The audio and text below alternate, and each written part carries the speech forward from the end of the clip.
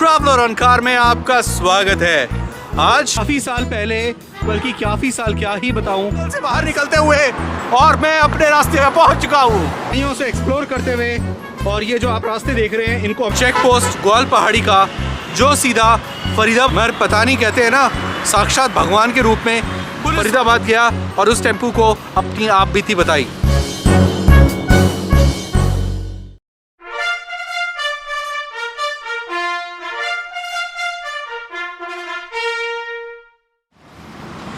Hello, नमस्ते जी, मैं संदीप और आप मेरे चैनल ट्रैवलर ऑन कार में आपका स्वागत है।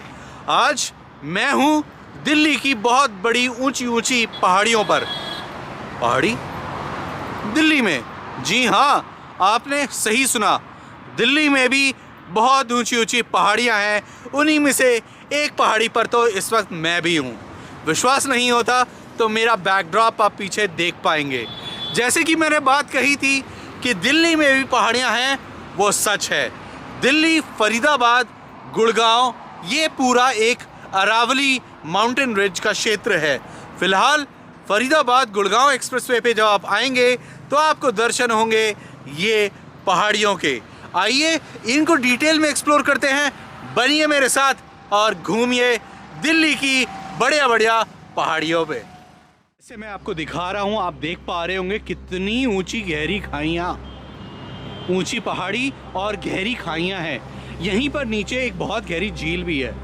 काफ़ी साल पहले, बल्कि काफ़ी साल क्या ही बताऊँ, हर साल दिल्ली, फरीदाबाद, गुड़गांव से बच्चे आते हैं, 10वीं 12वीं के लड़के, और वो इन झीलों को एक्सप्लोर करने के चक्कर में इन झीलों में उतर जाते हैं और फिर उनकी सिर्फ खबर आती है। तो मैं आपसे रिक्वेस्ट करूंगा, कृपया करके अननोन प्लेसेस, ऐसी जगहों पर ना जाएं जहां पे आपको ना पता हो कि गहराई कितनी है, क्या वहां पे है। आइए मेरे साथ एक्सप्लोर करिए गुड़गांव फरीदाबाद एक्सप्रेसवे पे बनी पहाड़ियों को। तो फिलहाल तो ये बैकड्रॉप आप मेरा देख रहे होंगे, बड़ा घना जंगल है और इस जंगल के अंदर से निकलने में ऐसी तैसी हो रही है। फिलहाल घने जंगल से बाहर निकलते हुए और मैं अपने रास्ते पे पहुंच चुका हूँ। आइए, मुझे कुछ आबादी दिखी है। तो जैसे मैं बात कर रहा था, दिल्ली में भी ऊंची ऊंची पहाड़ियाँ हैं और पहाड़ी तो मेरे बैकड्रॉप पे ही है। आप देख भी पा रहे होंगे। शोर आपको ज़्यादा आ रहा होगा गाड़ियों का, क्योंकि पास में ही हाईवे है। आप देखिए गहरी खाई, और अगर जरा सा भी मेरा पैर फिसला तो मैं सीधा नीचे, इतना खतरा है। फिलहाल मैं अपनी सावधानी बरतते हुए आपके साथ व्लॉग में जुड़ा हुआ हूँ। मेरी कुछ यहाँ की एक इंटरेस्टिंग कहानी भी है। आज स्पेशली मैं इस इंटरेस्टिंग कहानी को कवर करने के लिए आया हूँ। फिलहाल मुझे माफ़ करिएगा कि मैं तेज़ आवाज़ में बात कर रहा हूँ, क्योंकि बाहर जो एक्सप्रेसवे है वो गाड़ियाँ बहुत तेज़ी से चल रही हैं, तो मुझे ऊंचा बोलना पड़ रहा है।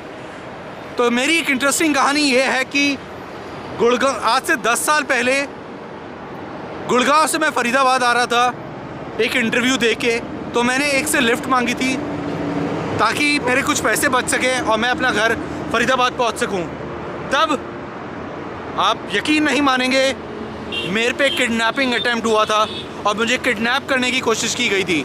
तो मैंने अपनी जान कैसे बचाई इस पहाड़ी में, कैसे मैं बचा हूँ, कैसे मैं निकला हूँ, उसकी कहानी आज आपसे उजागर करता हूँ। तो देखिए, बने रहिए मेरे चैनल पे। लेट्स एक्सप्लोर, और दिखाता हूँ। स्टार्ट करते हैं वो पॉइंट गुड़गांव का और आते हैं अपना फरीदाबाद की ओर, ये दिखाते हुए हम कैसे कैसे बचे और कहाँ कहाँ हमने क्या क्या किया।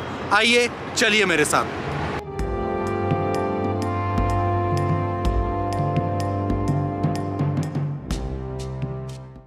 तो ये है सिकंदरपुर। तो जैसे कि इस वक्त हूँ मैं सिकंदरपुर फरीदाबाद रोड में। आप माहौल मेरे बैकड्रॉप में देख पा रहे होंगे। ये रोड फरीदाबाद को जा रही है और ये जो इस तरफ है ये है गुड़गांव, सिकंदरपुर, गुरुग्राम के नाम से जाना जाता है। उस दिन भी कुछ ऐसा ही हुआ। मैं यहाँ पे एक आम आदमी की तरह, दिनचर्या आम आदमी की तरह यहाँ पे खड़ा था और मैं फरीदाबाद जा रहा था। तो फरीदाबाद जाने के लिए मैंने भी उस समय आमूमन लिफ्ट मांग लेना, लिफ्ट लेके अगर आप फरीदाबाद पहुंच जाते थे पैसे बचाने के लिए। तब आमदनी भी कम थी, आमदनी थी ही नहीं क्योंकि नौकरी ढूंढ रहा था। तो पैसे बचाने के लिए मैंने लिफ्ट मांगी, तो एक गाड़ी मेरे पास इसी स्थान पे आके रुकी। जैसे ही मैं उस गाड़ी के पास गया उसने मना कर दिया, अरे नहीं चला क्यों आया, कोई नहीं। और गाड़ी सीधा आगे चल दी। आगे जाने के बाद वो गाड़ी वापस आई। आप विश्वास नहीं मानेंगे, आगे जाने के बाद वो गाड़ी वापस आई, और जब वो वापस आई तो उसने मुझसे पूछा, हाँ भाई फरीदाबाद जाएगा? मैंने ना अभी आपसे बोला तो था। तो उन्होंने कहा चल बैठ जा, और मैं बैठ गया फरीदाबाद के लिए। तो जैसे कि मैं आपको बता रहा हूँ, गाड़ी में बैठा, मेरे को आगे बैठने की जगह दी, पीछे 2 बंदे बैठे थे जो बाद में पता लगे कि वो लोग तो बिल्कुल मजदूर टाइप लोग थे। बट खैर मुझे लिफ्ट मिल गई थी। मैं थोड़ा दिमाग में शक पैदा हो गया कि कुछ तो गड़बड़ी है। अब आगे क्या हुआ बहुत ही सनसनीखेज है, आइए आगे बताऊंगा। यहाँ पर ट्रैफिक आवाज़ बहुत ज़्यादा है इसलिए बोलना मुश्किल होगा, आगे बताता हूँ। बने रहिए इस सनसनी खुलासे में और देखिए लूट और किडनैपिंग का जिससे मैं बच के आया हूँ। चलिए आगे।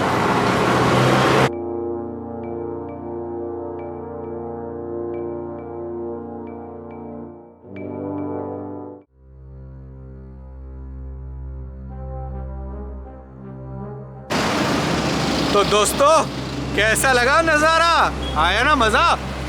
गुड़गांव फरीदाबाद रोड, और ये है पहाड़ी। इस साइड है दिल्ली, बैक साइड है फरीदाबाद, और इस साइड है गुड़गांव। बहुत ही सुंदर, बहुत ही शानदार नज़ारा। मैं आपके साथ यहाँ पे आपके साथ रूबरू हो रहा हूँ, और जस्ट आपको दिखाना चाहता था कि हाँ दिल्ली में भी पहाड़ियाँ हैं। तो जैसे कि आज हम एक इंटरेस्टिंग चीज़ रिवील करने वाले हैं कि मेरा कैसे किडनैपिंग का प्लान था, मैं कैसे अपडेट होने वाला था और मैंने अपने आप को कैसे बचाया।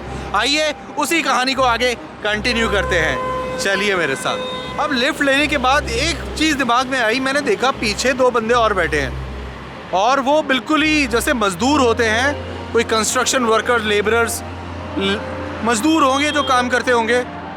मैंने परवाह नहीं करी, मैंने ज़रा बैठो कोई नहीं, मैं बैठा तो था ही, मतलब उतर नहीं सकता था। तो चलने लगे। कुछ दूर आगे जाने पे ही जैसे मैं इस पॉइंट पर पहुंचा जो अभी मैं जहाँ पे खड़ा हूँ, उन लोगों में से बोला अगर आगे पुलिस रोकती है तो बोल देंगे साहब जी हमारे साथ है, मतलब मुझे बोल रहे थे क्योंकि मैं अच्छे कपड़े पहना हुआ, और वो सब कोई चोरी की गाड़ी लेके आए थे कोई, तो कहते साहब हमारे साथ है। तो मैं समझ गया था ये कुछ गड़बड़ लोग हैं। तो मैंने उनको बहुत तरीके से अपनी बात समझानी चाहिए कि मैं नौकरी के लिए कई सालों से कोशिश कर रहा हूँ, नौकरी नहीं मिल रही, घर में बहुत गरीबी है, परेशानी चल रही है। अपना पर्स खोल के दिखाया प्रोएक्टिवली, ये नहीं कि उन्होंने पैसे उस वक्त मांगे थे, प्रोएक्टिवली पर्स दिखा दिया कि देखो मेरे पास पैसे भी नहीं है, इसलिए मैंने लिफ्ट मांगी है। समहाउ वो कन्विंस थे, तो उन्होंने मुझे अपना माज़ा एक बॉटल थी उसको पीने के लिए ऑफ़र किया। मैंने मना कर दिया, मुझे लगा शायद इसमें कुछ मिला हुआ है और द मोमेंट मैं इसको लूँगा तो मैं बेहोश हो जाऊँगा, तो मैंने वो नहीं लिया। तो उस बंदे ने कहा कोई नहीं मैं पीता हूँ, उसने पिया तो मैंने ज़रा से एक घूंट लिया, उसको वापस कर दिया।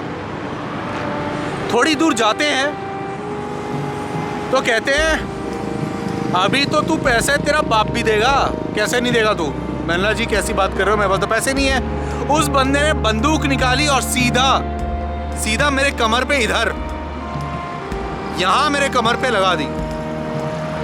अब आप सोच सकते हैं मेरे कमर पर बंदूक लगी हुई है और मुझसे बोला जा रहा है ज़्यादा हरकतें ना कर, अगर तूने हरकत की तो तुझे गोली मार देंगे गाड़ी के अंदर ही, तेरे को पता भी नहीं चलेगा तू कब मर गया। मैं बहुत शांत रहा, मुझे बहुत डर लग रहा था कि मैं क्या करूँगा, अब मेरे साथ क्या होने वाला है। बट शायद भगवान ने साथ दिया, क्योंकि मेरे को उन्होंने सद्बुद्धि दी कि मैं शांत रहूं वरना कुछ रिएक्ट ना करूं। तो मैं शांत बना रहा, मैंने कोई रिएक्ट नहीं किया, कोई रिएक्शन नहीं दिया, और हम आगे चलते गए। तो मेरे बैकड्रॉप में आप ऊंची ऊंची बिल्डिंग्स देख रहे होंगे, ये वो पॉइंट है जहां से मैं एस्केप करा हूं। आइए उस पॉइंट पे चलें और आपको आगे की कहानी कंटिन्यू करते हैं। तो दोस्तों इस वक्त मैं हूँ ग्वाल पहाड़ी पर। ये वही स्थान है जहाँ से मैंने अपनी जान बचाई। आज इतने सालों के बाद मैं उसी स्थान पर खड़ा हूँ।